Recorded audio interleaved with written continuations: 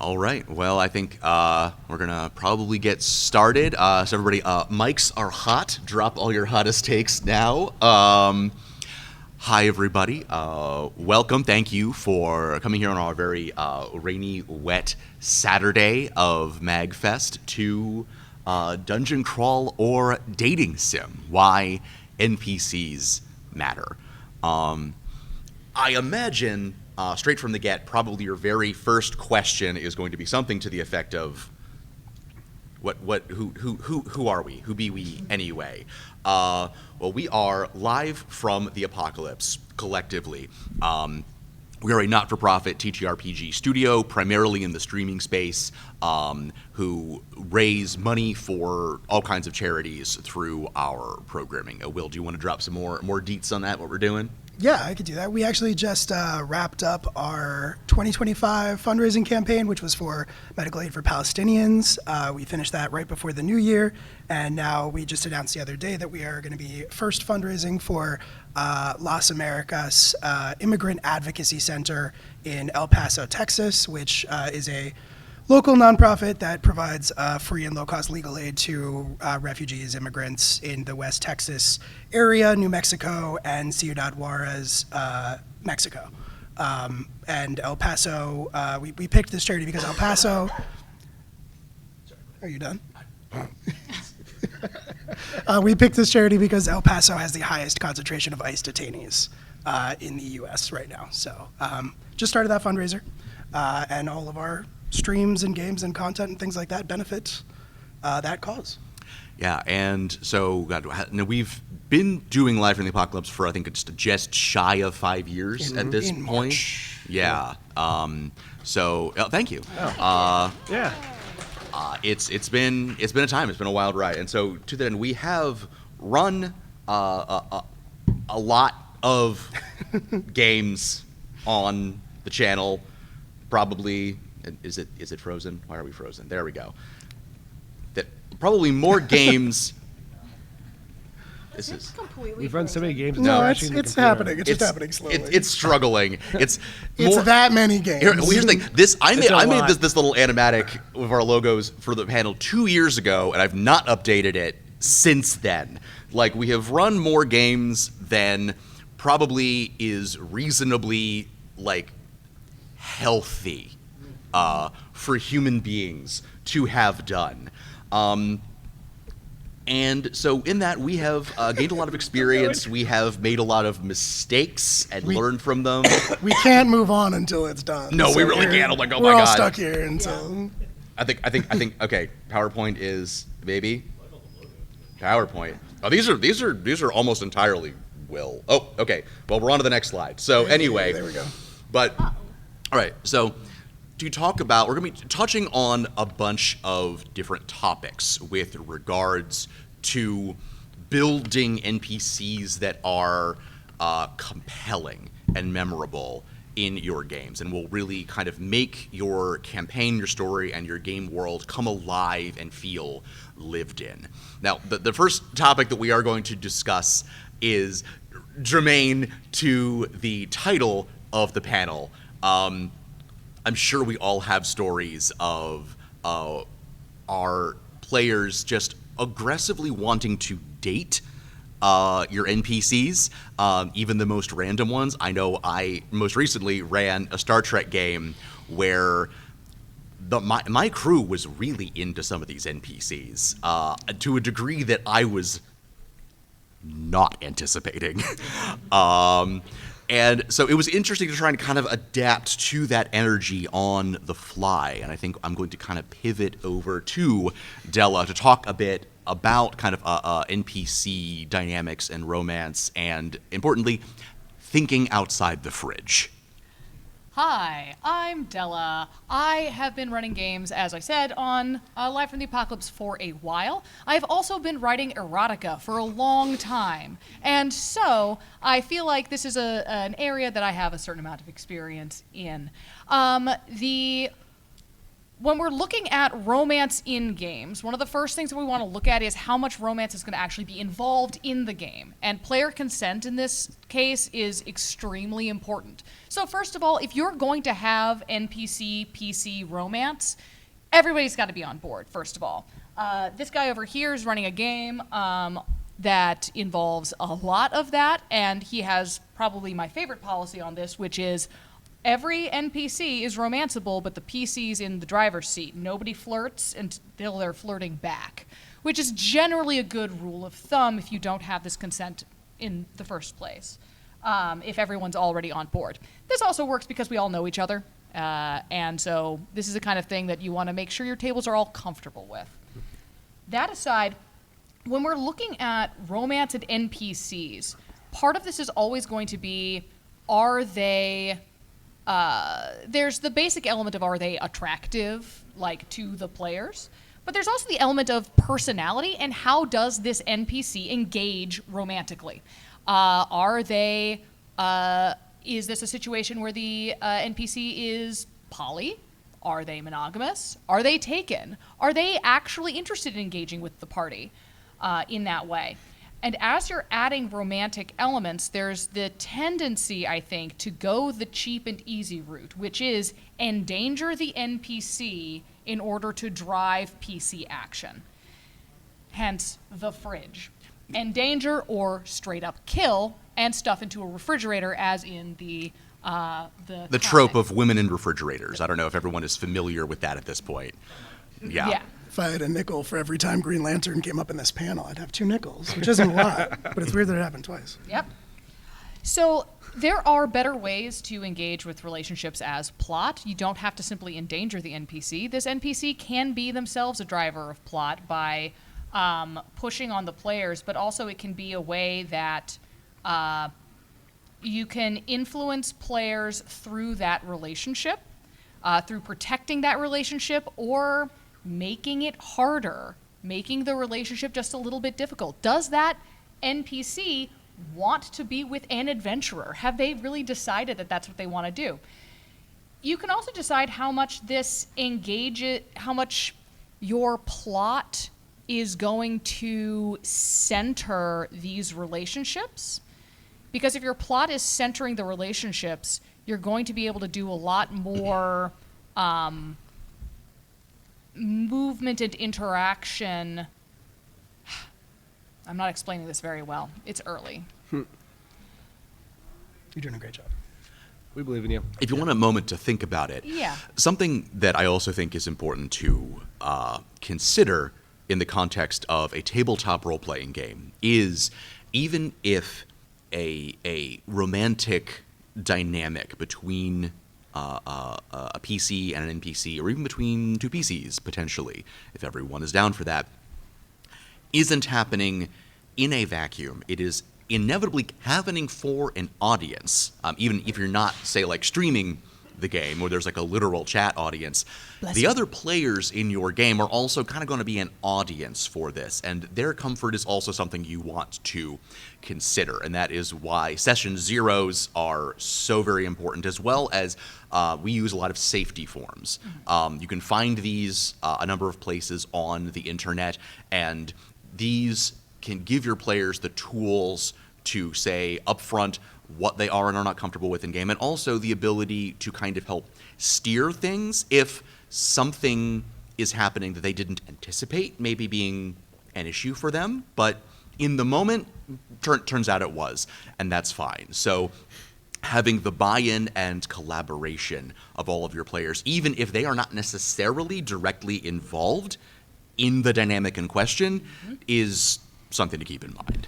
And thankfully, Brendan said the magic words to actually get me to remember what my fucking point was, which is wonderful. I appreciate that. Which is that relationships don't happen in vacuums. In the real world, all of the people around you, when you yourself are in a romantic relationship, all of the people around you are either acting in support of that relationship, neutral to that relationship, or maybe actively detrimental to that relationship. The relationship as an entity itself is either protected or attacked by the world. Neither individual needs to be attacked, but the relationship itself can be attacked. So when you are building an NPC that might have this kind of interaction with the party, you're also looking at what are the social structures of the world. How are people going to respond when they find out about this relationship? Do that NPC's other relationships outside of the party, is that going to make trouble for the party? Are the other PCs into it, or are the other PCs like actively hostile to this relationship? These are all ways that you can sort of bring in drama. And if you're interested in looking at ways in which relationships can do cause drama while also potentially fixing some problems in maybe your own relationships, I can solidly recommend Dr. Sue Johnson's book, What Makes Love Last. It is a really excellent book on how relationships form, function, and fray. And I recommend that a lot to my clients. Oh, right, I'm a professional marriage counselor. So I would also recommend it on that front as well. But it's really good reading for running a game and understanding both romantic and non-romantic relationships. And anyway, that's all my shit. All right. Well, Heck yeah.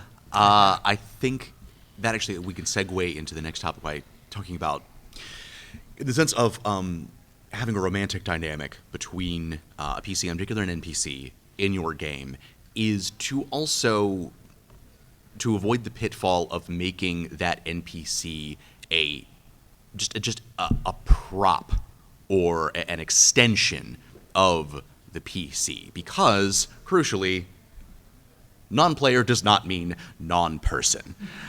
And I think to take us away on that front, I'm going to pass it over to Andy. Thank you. So a little bit about me. I've been playing, running, and messing with TTRPGs since, I don't know, middle school. So let's call it 30 years. Don't you Let's go dare. with that. Shut the fuck up.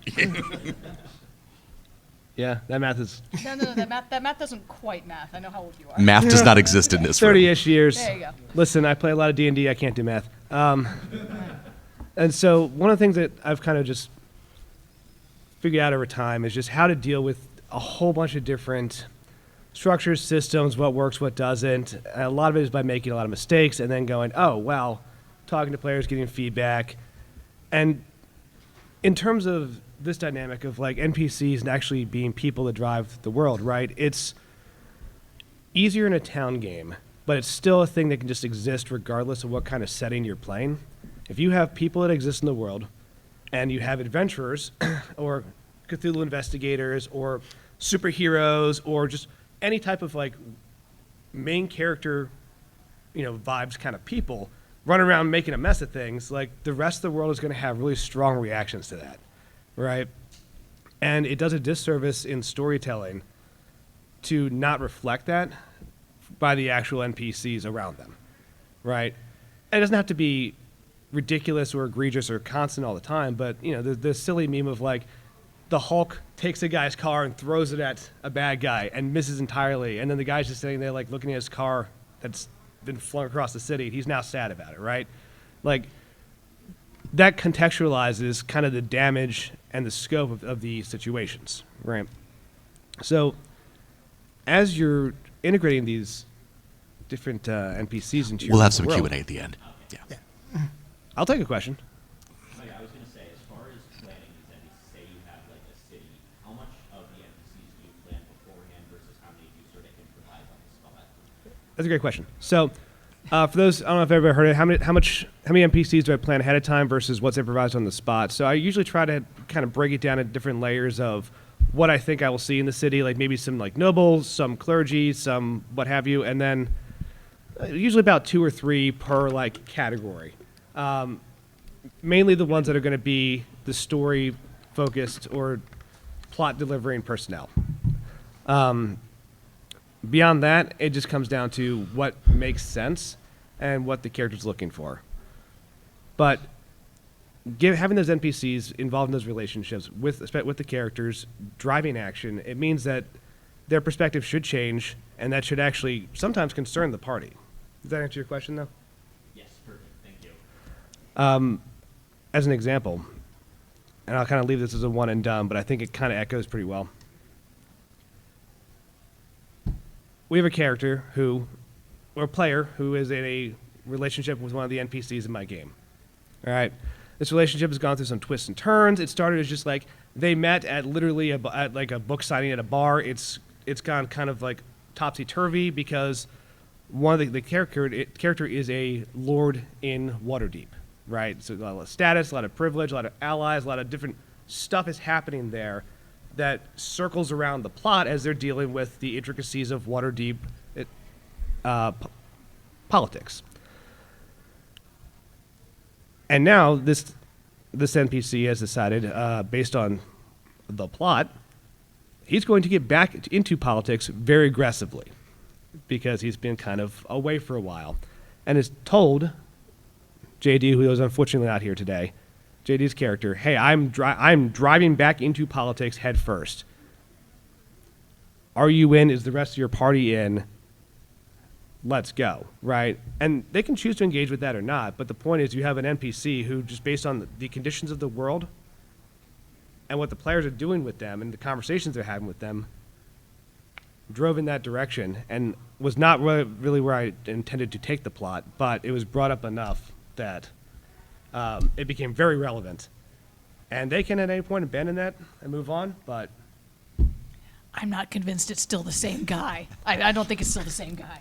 it may be a doppelganger. I may be a doppelganger. I don't know, man. But to bring it to summarize it, basically, if your NPCs react to the world around them with actual living feelings, usually with like two positive or one negative or flawed personality trait of some type, that helps you contextualize the lens of the world and the story through not the main characters doing crazy stuff, but like the way those main characters' actions ripple and affect everyone around them, it becomes way more grounded and can drive all sorts of different stories. It's very cool. Because I was just going to say, it wouldn't be an LFTA panel if Andy didn't sabotage my carefully structured format. And speaking of past panels, something that we touched on, I think, 3 years ago on our panel on integrating player backstories, which you can check out on the MAGFest YouTube channel. Andy, I know something that you do for PCs is to talk about asking them what a normal day in their life is. Yes. And that's something I like to do for NPCs as well. Like try to think through like what is their regular existence like? What was a normal day in their life before your players showed up and complicated the hell out of it? And I think this could be a segue into talking about how to kind of provide some of that context and that detail for your NPCs. Oh, yeah. Okay, that's me. Hi. Hello. Hi, my name is Will. I am also one of the admins, GMs, whatever, for Live from the Apocalypse. I've been doing this for 20-ish years, so much younger than Andy. Yeah, I'm gonna talk about details in your devils. Or am I? Because I have done a small deception, and there's not going to be another slide that pops up. I pretend that there is. Ha-ha, motherfuckers. I'm going to talk about pro wrestling. Yes, good. Do we have anybody here like pro wrestling? Any pro wrestling fans? All right, couple. Yeah, you know that shit's fake, right?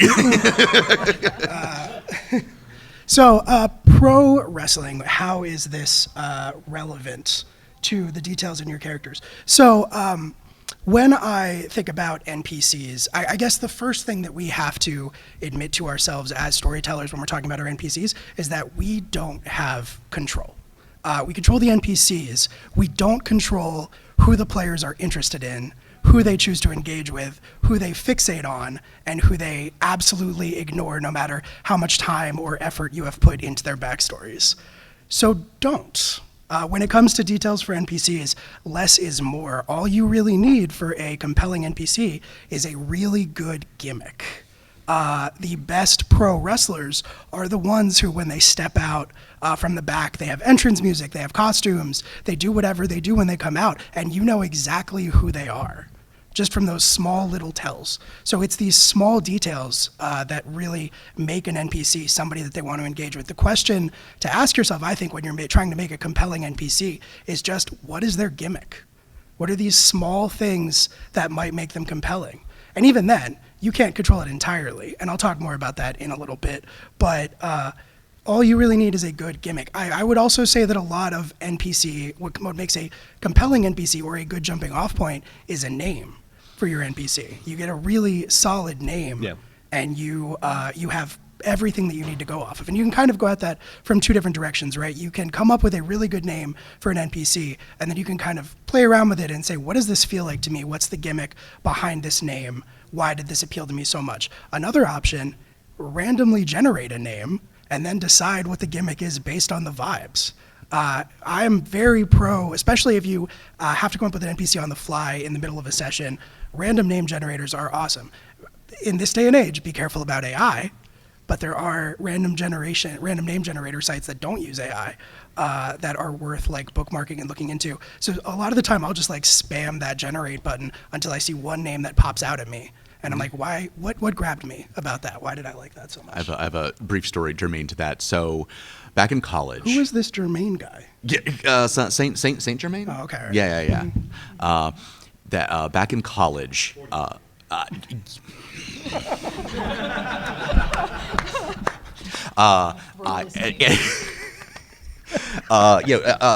Six months ago, back in college, I ran a D&D game for a bunch of friends, too many friends, too large of a group, as one does.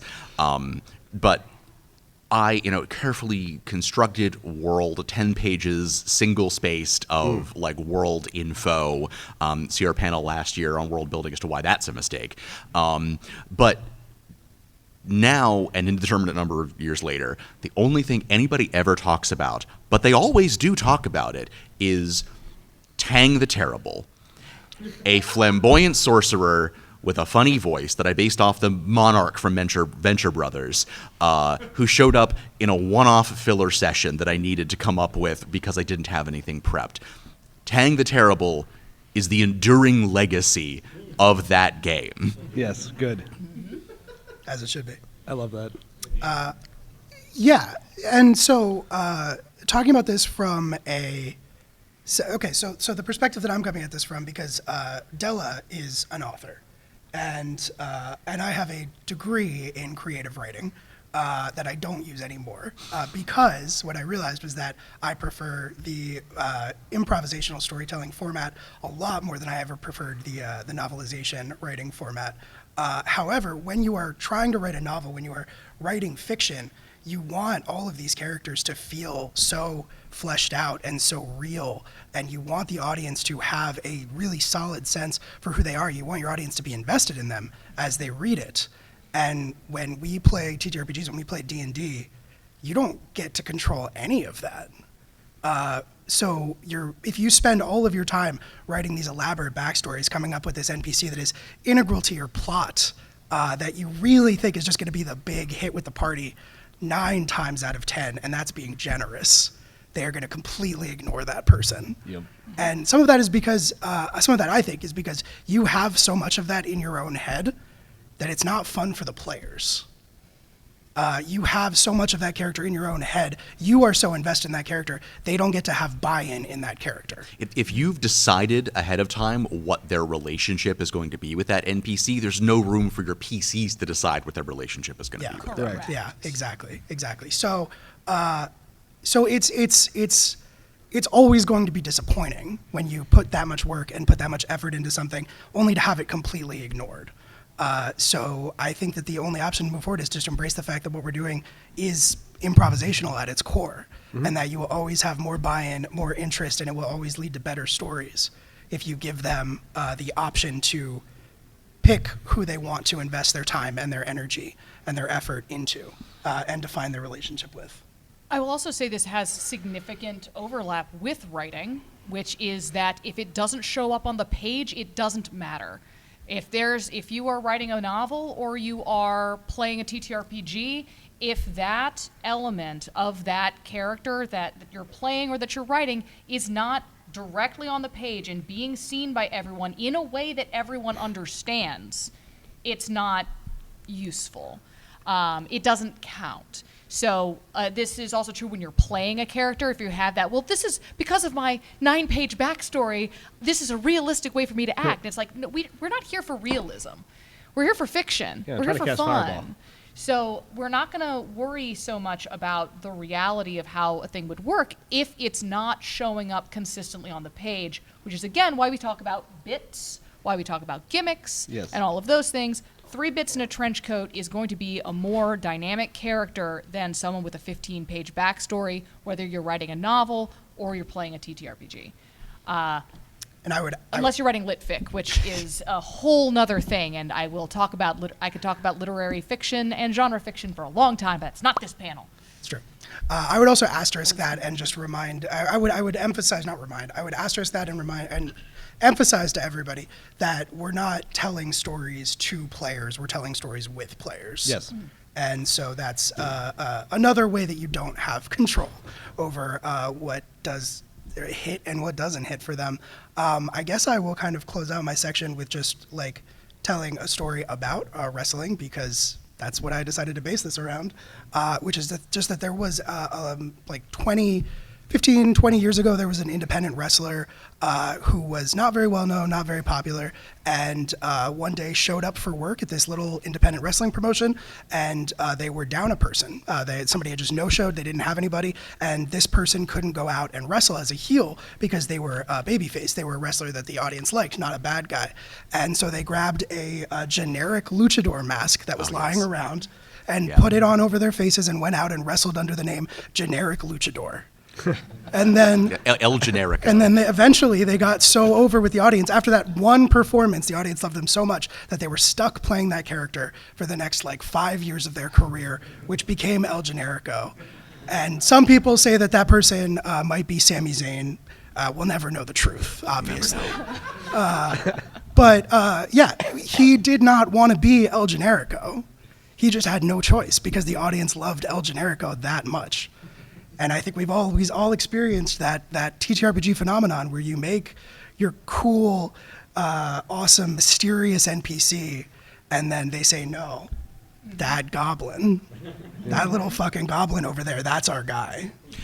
And as far as the improvisational nature and getting into kind of some techniques and tricks of the trade, what sort of tools or just like mnemonics do you use if your party goes, I want to know more about, Jackie Daytona, regular human bartender. What's your story, Jackie?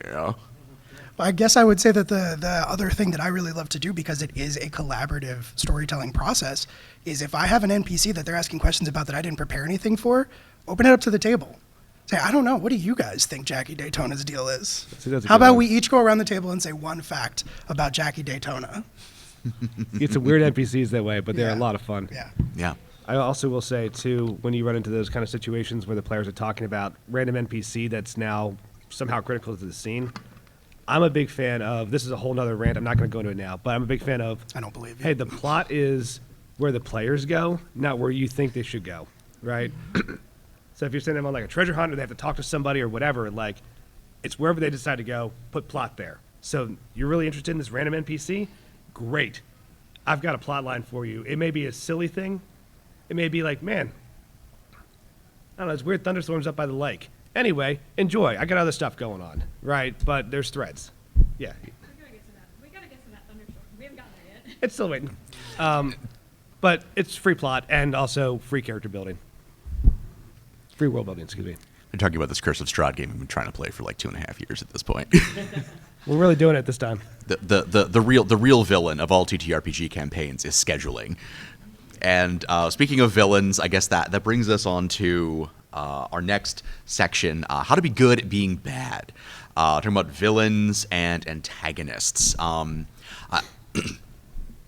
don't know that I would say that they are your most important NPCs, but they are very important NPCs because they are the NPCs that are going to essentially be driving your plot in some way or another. They are the oppositional force to your players, either because they are trying to disrupt the status quo, or because they represent the status quo that your players are trying to disrupt. And protagonists, by their nature, are disruptive. The world was one way, and then you give your players agency, and that agency is going to knock things out of place. And when those things are knocked out of place, those things are going to knock into other things and have potentially unexpected chain reactions. Which sort of brings us to the reason I picked these images here. You might be asking, why is there an image of 4 furries looking for a 5th on the villain's page? I had no questions about that, actually. Or a yift, if you will. I peeked. So this was actually a TV series that a Transformers spinoff that very few people watched back in like the late 90s, early 2000s, but that changed my life when I was about like 11 years old in terms of the way that I thought about writing. And I'm not going to go into too deep a detail because I could probably just do an entire panel just on that series. There was a villain in the series that they discovered was a former ally of theirs from the previous series, from Beast Wars, who had his memory erased. And so they go and decide, okay, well, we'll save him.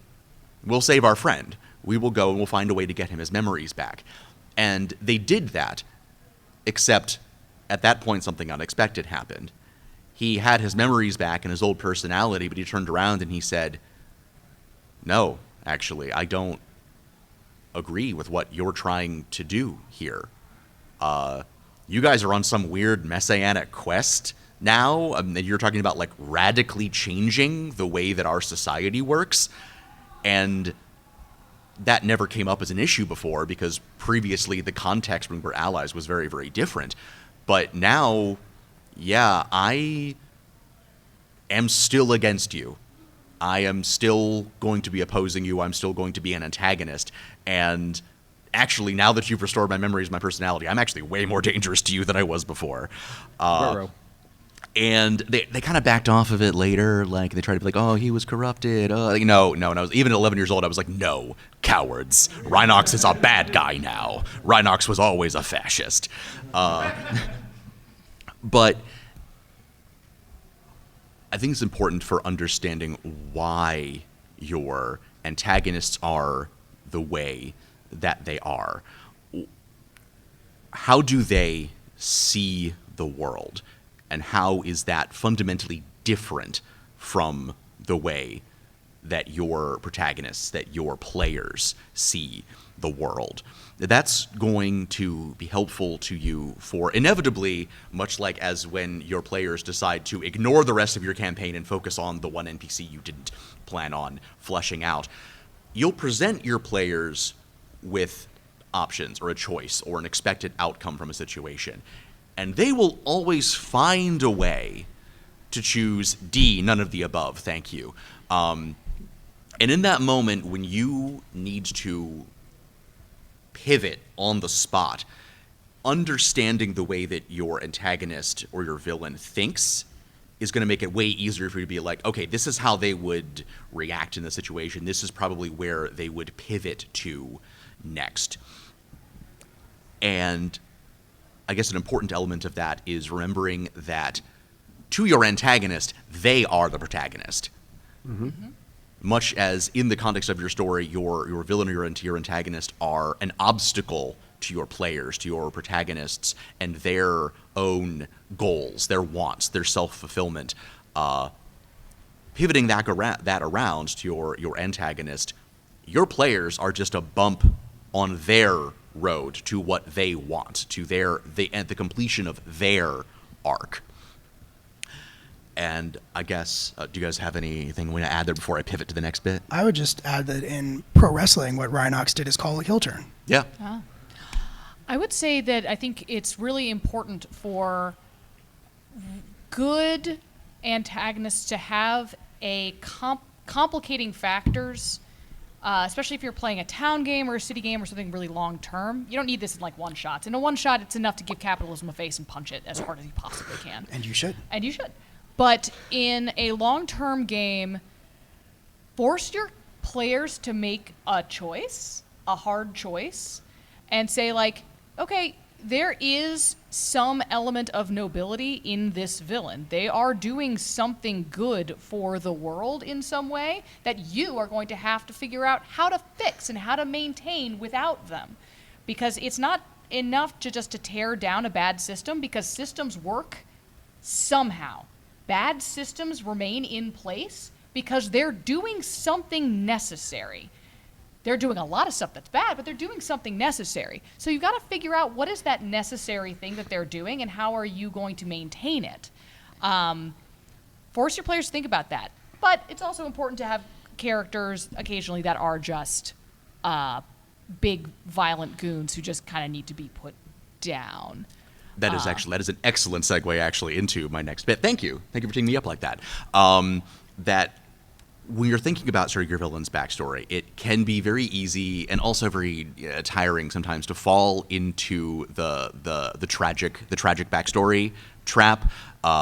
And we see this oftentimes in fandom where, because character X has a tragic backstory, they're a perfect being who has never done anything wrong, and if you don't like them, you're a Nazi. I can fix it. Nobody fucking needed a Cruella de Vil movie. Bitch wanted to kill puppies. She's allowed to just be a bad guy. But why? Yeah, Why did she want to kill puppies? I don't give a shit. The answer is so much dumber than you think it is. So the next picture that I had here is from a cover from the comic book series Scout that I read in college when it was coming out by Jason Aaron. That was another one that's very influential on me as a writer, in part because it did something very interesting with the antagonists. And there are a lot of antagonists in the series. In fact, it's more antagonists than not. It's mostly about bad people. There's a lot of people who are just real pieces of shit in this series. But something that Jason Aaron does very well is basically every character in the series, villain, side character, gets at least one entire issue that is just about them and their backstory, even the real pieces of shit. And what he's very good at doing is giving you context without justifying what they do. You get a sense of how these characters have been shaped by their circumstances, by the systems that Della mentioned, systems that privileged them, systems that marginalized them. It's very good talking about like generational trauma and cycles of violence. And you understand these characters and you get them without necessarily feeling as though, oh, they're secretly the good guy after all, or they're going to have a redemption arc. Because these characters can be fully irredeemable, but you can still understand how they got that way, because no one really gets to be the way they are by accident. And I guess that'll probably take us unless you guys have any more thoughts on villainy. I have lots of thoughts on villainy, but I did see some hands go up.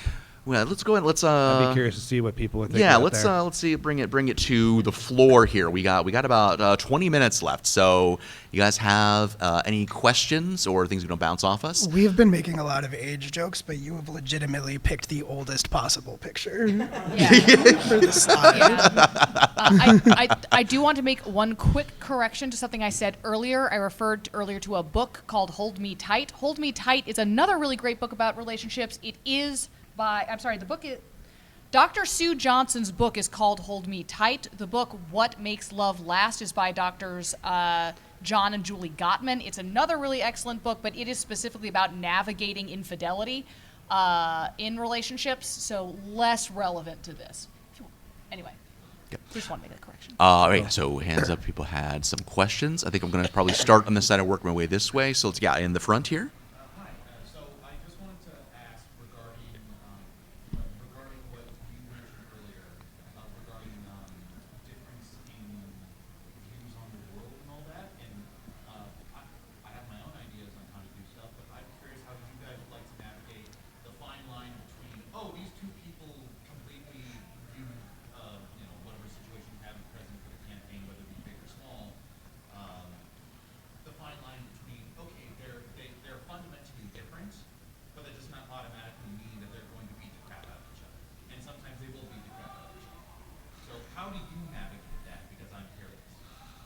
just so making sure everybody heard that. Your question was basically, how do we navigate situations where the characters may have diametrically opposing worldviews but are not necessarily opposed to each other? Is that, yeah, okay.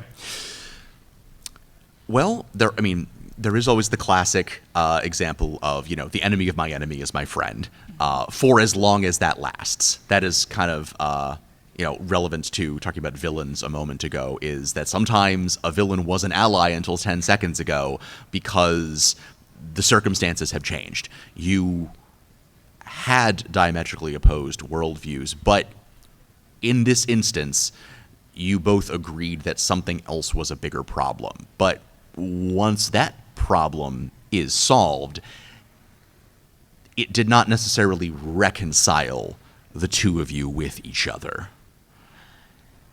I think about this a lot in my profession because you see a lot of this in couples. So people think they have very similar values, and then they have very different expressions of values. And you can find this in games a lot of the time. One quote that always sticks in my head is from the really excellent webcomic Gilded Age, where two characters are having a interaction where they just don't agree on the value of violence versus pacifism. They just straight up don't agree on these things. And at some point, one of them just goes to the other and says, look, we don't have to see eye to eye to stand shoulder to shoulder. And I loved that line. It's such a good line. It's such a good character moment as well. When we're trying to reconcile those differences, one of the ways we look at is what is the thing that we can agree on? What is sort of the common denominator here? The space where we actually do agree. And what are the things that are feeding our opinions? We have to sort of take a step back and look at our own values. Because a lot of conflicts, both in the world and in games, have more to do with expressions of values and not the values themselves. And so when we start breaking it down to values and start to look at, okay, where can we actually agree, we can start to see options other than, that's where we can figure out options other than just punch the villain or fight my party member or eject them from the party because they have a wrong opinion. This is a little bit complicated and doesn't necessarily make for great Twitch streaming stuff because it very quickly becomes, okay, now this isn't a D&D game, this is a boardroom drama, and we're just sitting here doing negotiation. Yeah, and I think relevant to that is, while I think it is useful to have your character sort of express their opposing views to each other, it can be easy to fall into a trap where you're kind of just debating and bickering constantly, and that can bog down the action and impede the actual flow and the ability to progress in your story. So sometimes I think what you have to do is just say, do the agree to disagree thing, even if it's literally just so everyone else can move on in this game. Yeah, That is very important. I call that the Edge Shadowblade fallacy, where your character is just so cool and so dark, and they hate authority so much that they just can't work with the rest of the party. And they hate rules, they're a maverick. You guys know Edge Shadowblade. And what I would say in that circumstance is it's just more practically, I guess, that tables exist at two different levels, more if you want to get complicated, but you're at the table and then you're above the table. At the table is what the characters are doing and experiencing and saying to each other. Above the table is the conversation that's happening with your players above the action as sort of the people controlling these characters. And I would say in that circumstance, it's never a bad idea or it's never a wrong choice to pull things back to above the table and just ask, hey, I hear that our characters have diametrically opposed views here. What is it going to take for us to move forward? What is it going to take for our characters to work together? What do we think the players that the common ground between these characters is that we can find? And then you can work that into the narrative. All right. Yeah. Could we have, yes, in the rainbow there. Yeah, I have a quick question because I'm working on with a group of people, more or less a farming sim RPG. So I'm in a very cozy game. Tell me more. I have a rule book. I just don't want to print it out. Incredible. But I'm trying to create, for my type of antagonist, is someone who is still a good person who is still making the wrong decisions. Do you have examples that would be good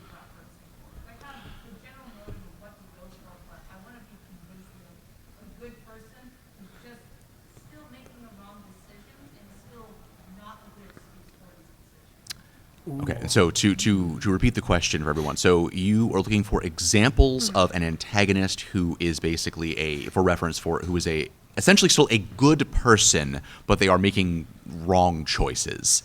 All right, that's a good question. Have your players ever been 20 years old? Yes. Yes, they're all over 20. So Okay, well, No, I'm scratching my brain trying to find a very specific reference to help with that. But I will say that is the biggest thing of most people who end up going down a weird antagonist or anti-hero track are yeah, these are morally right decisions for me in this moment. And then when you scale it out and look backwards, you can see the maybe wobbly decision making or bad choices that got them there, but also the justifiable reasons why they decided those choices were necessary in that moment. So it's very powerful, but I'm actually trying to think of a really good good guy who has done questionable things. Well, we're also talking here specifically about a cozy game, Yes, right? yeah. Which is that's a different It's a kind very of different genre vibe. convention, right? Yeah. there's definitely room for conversations. I'm very Yeah. kind of the same aspect with certain bars. It's cozy, but then you're oh, we have Shane working with over here. Oh, Right. It's okay. Yeah. But so when we're looking at this kind of conventions, we're also talking a lot about internal narratives as opposed to big external stuff. So when I'm looking at that kind of antagonist, I'm going to be looking at this from a position of selfishness. What are the ways that they're kind of justifying their own selfishness to themselves? And convincing good. themselves that their selfishness is actually a good thing for the world.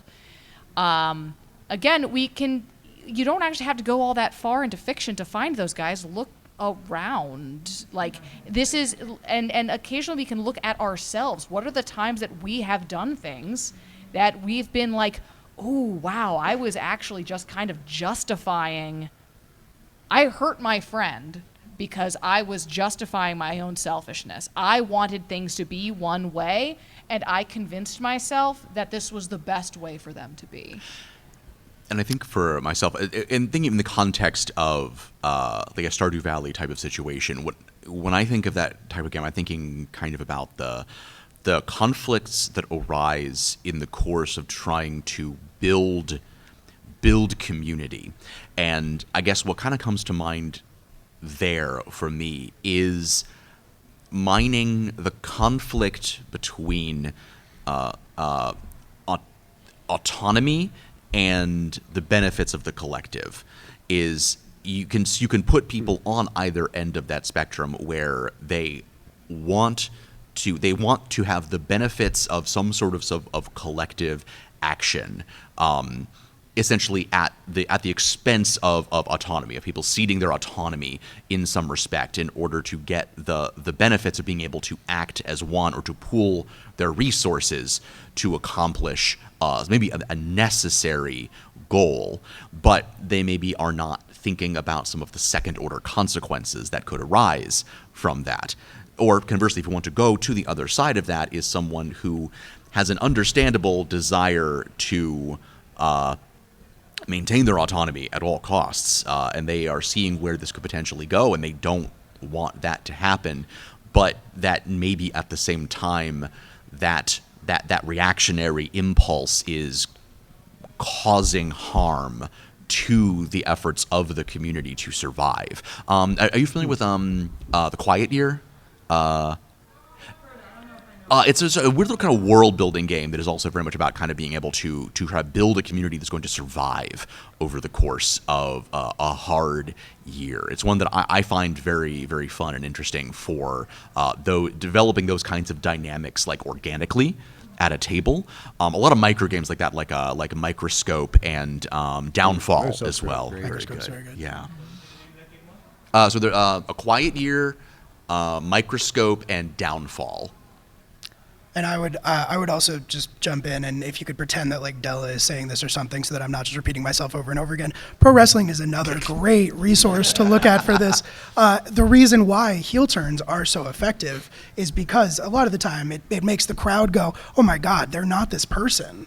Why are they doing this thing? They've established this character that's a good person. why would they do this horrible thing? And they always have some justification, they always have some story, and they eventually find themselves back. A specific example I would say is there's an AEW wrestler called Hangman Adam Page, and there's a documentary, it's a kayfabe documentary, which means it's in storyline, called The Good, the Bad, and the Hangman, of him sort of reflecting back on the horrible things that he did after his face turn back to being a good guy, and sort of explaining why he did them and why he felt like he had to.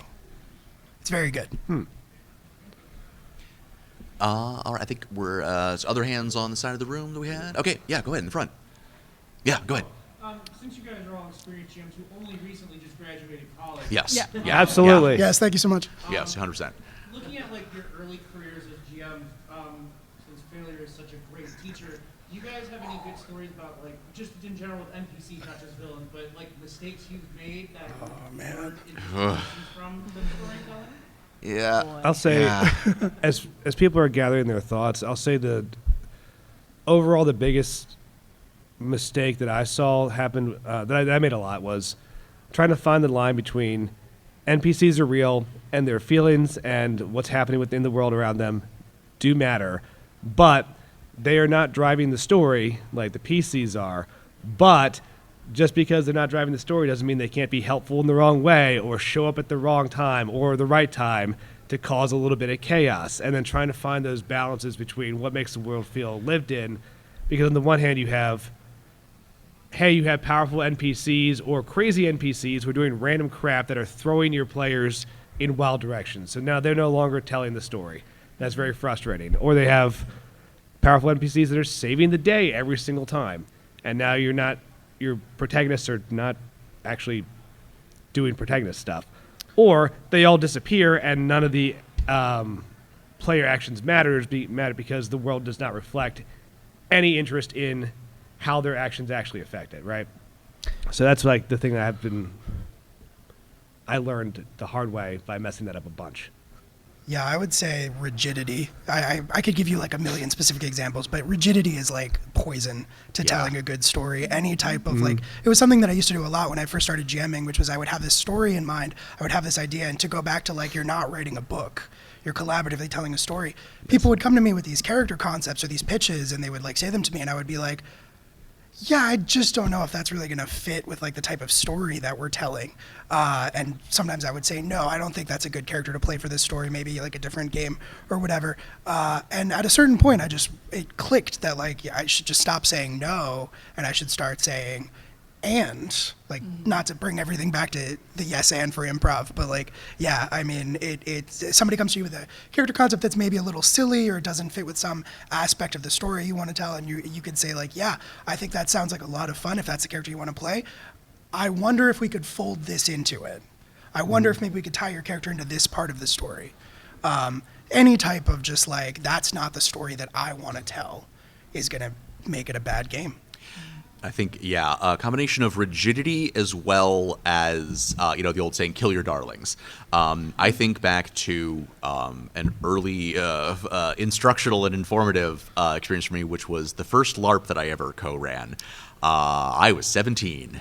And it went about as well as you'd imagine. But I was, one of my things I was doing, I was playing a particular NPC, and there were plans in the story for what the role this NPC was going to be. At the end of the first arc, he was going to be here, and then things were going to go from there. Except it became very clear, as we got further along in this first arc, that the conditions were not there for him to be where he was meant to be at the start of the next arc. And we were not flexible enough to say, okay, well, we need to rewrite this to go along with where the players seem to want to take this. No, this was our story and our baby. And so to get him from point A to point B, to go back to Will's wrestling references, this NPC was not over. Was not over with the audience, was not over with the player base, and we decided to be management, to be booking, and we were going to put him over no matter what. And the audience, in this case were also the players in our game, they hated it. They chafed at it. But I also had kind of also lost my objectivity, because even though going into this, I was aware of the concept of like the GMPC that everybody hates.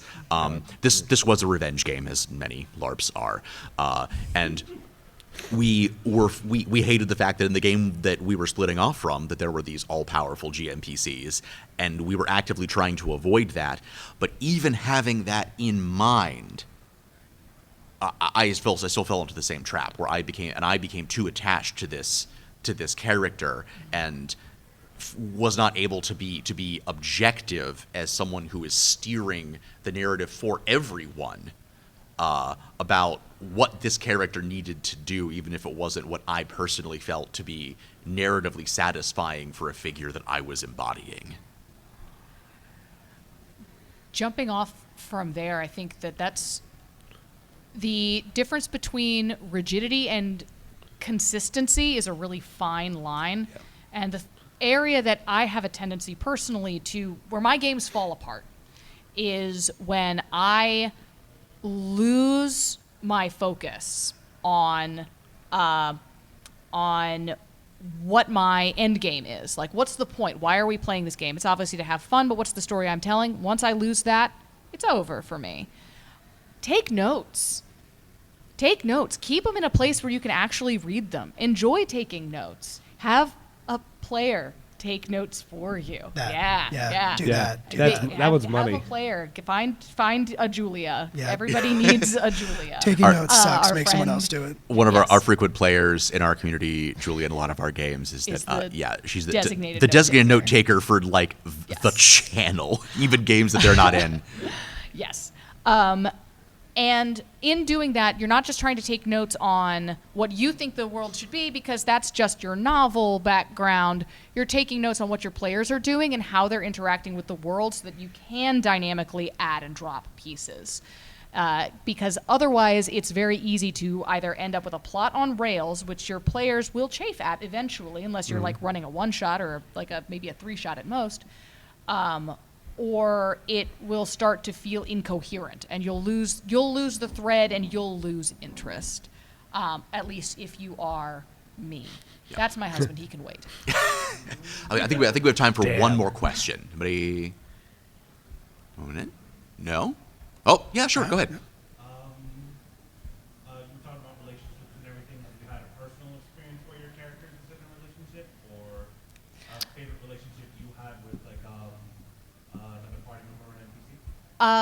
Yeah, so that's basically the plot of the novel I'm writing right now, is a game of Andrew's here that was an Urban Shadows campaign, and it started as a bit, and then it became a 120,000 word novel that I'm pitching basically as like Dresden Files meets 50 Shades meets Succession.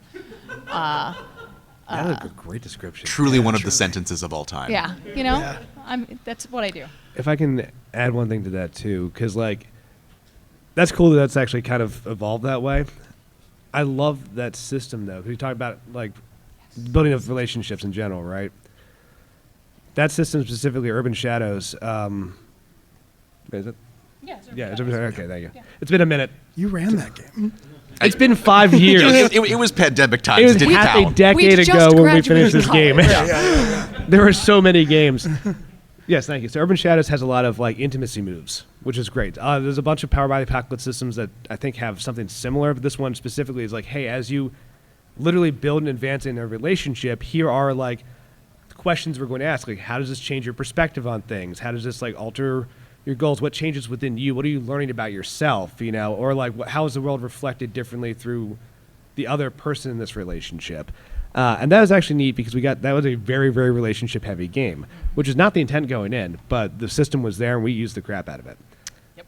And it was, so I guess my point is, if you have a system where you can find more relationship dynamic prompts that actually push you in those directions, it helps give you structure to explore that while having a little bit of flexibility. One thing. Finish your friends. Yeah, same campaign, real quick. Sorry, do you mind? Same campaign. I played a character starting off who was a very lonely male character, and he, through the course of play, started a relationship with one of the NPCs, and then he died in the story. Like, it just fit the fiction. And I was so invested by that point in the relationship that he had with this NPC that the character that I played after that was his girlfriend. So I made the NPC into my next character, and then I got to explore the relationship from her side, having just lost him. And that was really cool. That was really interesting. That's probably my favorite relationship dynamic I've ever gotten to do. That was awesome. Yeah. And unfortunately, I think that is about all the time that we have. But I do want to thank everyone so much for coming out to see us today. It really does mean the Thank world you to so us. much. If you're interested in checking out our games, what we do, you can go to livefromtheapocalypse.com for our link tree, as well as where all of these fine contents are purveyed. Happy MAGFest! Woo!